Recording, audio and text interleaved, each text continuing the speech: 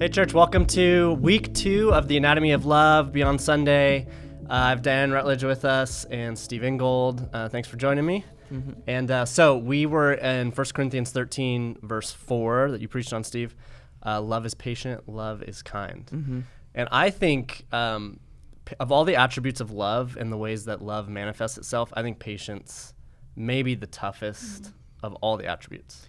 Yeah, I think especially when you look at it, well, first of all, I think there's a reason why that's the first attribute that Paul wrote. Mm-hmm. Love is patience. Like, hey, let's start here, and then we. He went like 0 to 60. Yeah, let's start here, and then you can read the rest of this, because I think so much of the other stuff comes out of patience, especially when we look at the Greek word makrothumeo, to suffer long before giving up, or long suffering, or perseverance, or whatever. So, yeah, it's It was challenging to talk about, because I think it's natural for us to struggle with this specific attribute of God's love.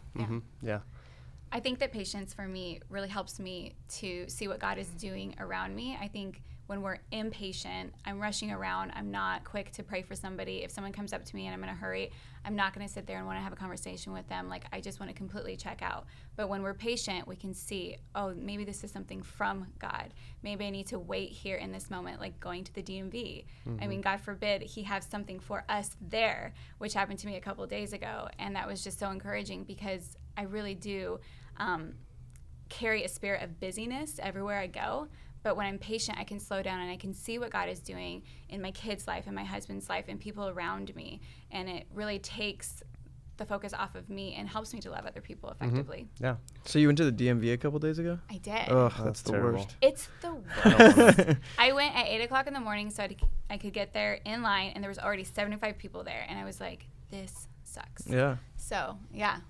Have you ever had a season in life where you've had to be patient for a long period of time, like more than just a few hours at the DMV?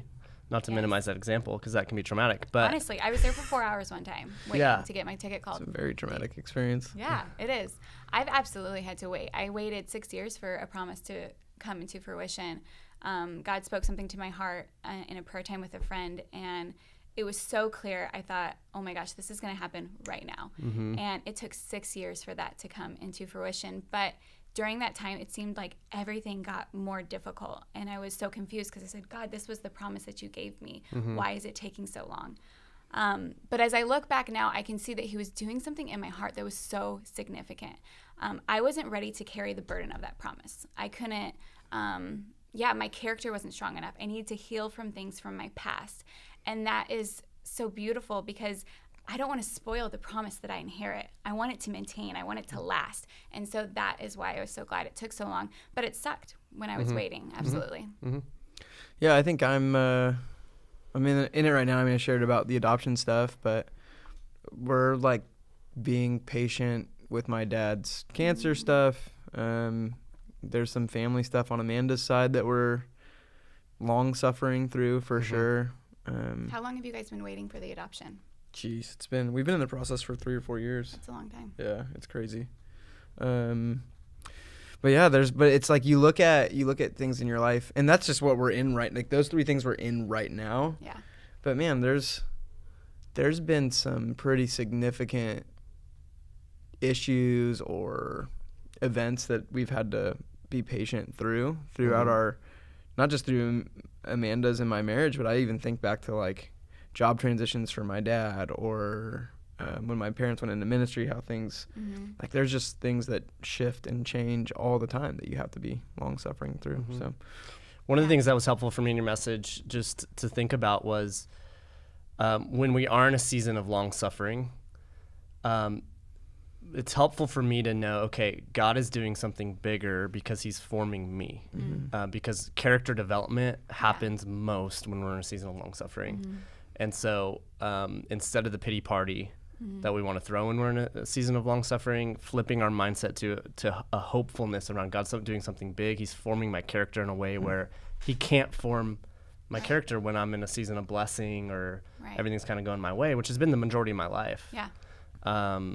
And it's not until recently where we've entered into some long suffering seasons, and learn things about myself where I'm like, oh my, I'm so far away from being formed into the likeness of Christ, that it takes that long suffering in my life. And so flipping it from being woe is me to being thankful is a really hard thing to do when you're in the season of long suffering. Right. But if we can coach each other to do that just a little bit, I think it's really helpful. And I'm sure there's a lot of people listening to this right now and listening to your sermon who need that encouragement to flip it even just a little bit to, okay, God's forming in me something awesome that he's going to use in powerful ways. You brought up something too. You just said something that made me really think about people that aren't like, there's had to be people that were there that are like, yeah, I'm not really having to be patient through anything traumatic right now or long suffering through anything. Right. But you said when, like, I never really had anything go wrong.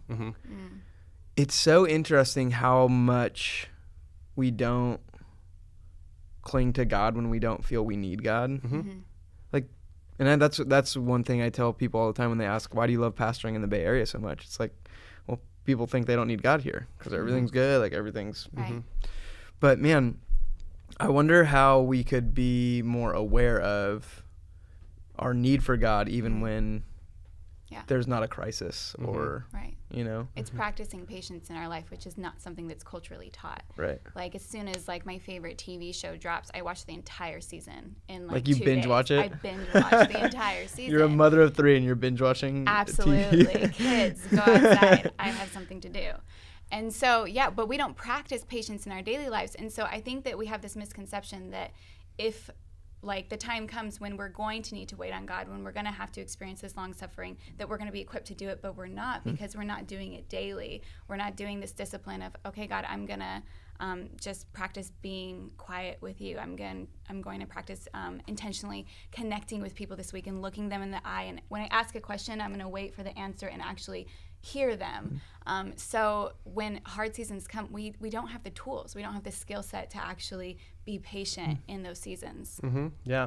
All right, let's get practical around how do you become more patient with other people? Because that's one of my biggest struggles is I just, with my kids, with my wife, with people I work with you especially, Steve, like, it's really hard to be patient. I want to hear more about that. Wait for you to finally get to the point where you need to get. No.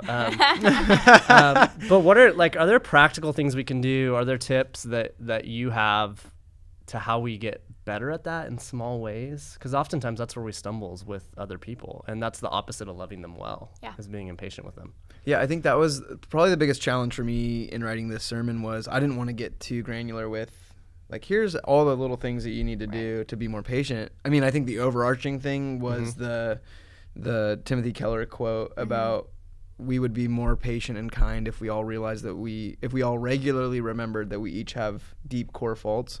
Yeah. And that's helped me. Like, literally just yesterday, Jericho was losing his mind over some Legos.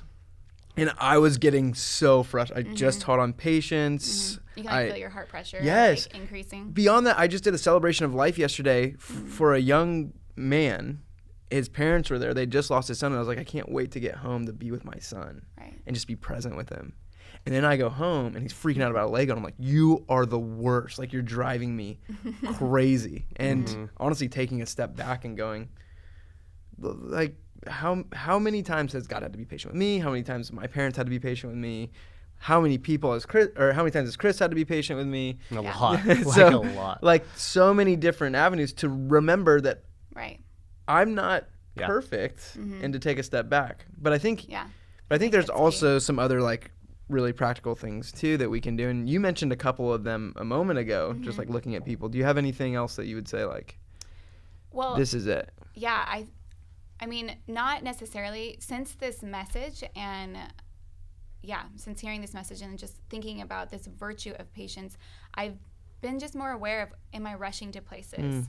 Just an awareness of where your mind's at constantly. Are you constantly thinking 3 steps ahead, or are you ever present in the moment? Do you have, like, just little moments of solitude where you're asking God, what do you want from me right now? Like, why do you have me here? I'm feeling anxious. God, can you calm my heart and help me to see what's around me? Just little intentional things like that, I think, can make a huge difference. And I know they make a huge difference for me, but I'm not good about them because I'm always thinking, where can I go, or what do I have to do? What's my to-do list? Someone is inconveniencing me and it's frustrating me. So yeah, it's hard. I tend to, with other people in my life, I expect them to be further along in their journey. Like in the journey of becoming like Christ, like I'm always expecting them to be further along. And so I'm continually disappointed, and that causes this impatience. Yeah. And it's all because I have the wrong mindset around them. But then with myself, I continually think like I'm doing better than I should be, or I'm farther along, and I give myself all sorts of grace. And I need to reverse that. Like if I'm going to be patient, I need to see that the people in my life as, okay, they're on this journey. They're not there yet, just like I'm not there yet.